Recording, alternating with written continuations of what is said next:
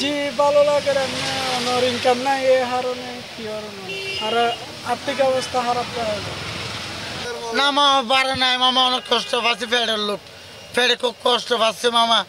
আমার বউ ফোন খুব বসছে মামা, আমি গাড়ি চলাইতে পারছি না মামা, বাড়ে নাই, খুব কষ্ট হয় মামা, খুব কষ্ট হয়। আমি বসে দিচ্ছে কালকে রাত্রিতে আমার বউ বসছে, আমি কেনা দিতে পারছি না মামা।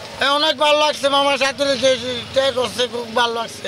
চলমান পরিস্থিতিতে কারফিউতে আমাদের সাধারণ পথচারীরা ঠিকমতো রাস্তা আমাদের হোটেল মোটেল খোলা পাচ্ছে না, যার কারণে রিক্সাওয়ালা টমটমওয়ালা যারা আছে, মাননীয় প্রধানমন্ত্রী জননেত্রী দেশরত্ন শেখ হাসিনা আমাদেরকে মানবিকতা শিখিয়েছেন, বাংলাদেশ ছাত্রলীগকে মানবিকতা শিখিয়েছেন। করোনার সময় থেকে শুরু করে ৭১-এর মহান মুক্তিযুদ্ধে ছাত্রলীগ যেভাবে যে দুর্যোগে মানুষের পাশে দাঁড়িয়েছে, ঠিক তেমনিভাবে আমরা চেষ্টা করি যে কোনো ক্লান্তিলগ্নে মানুষের পাশে দাঁড়ানোর জন্য।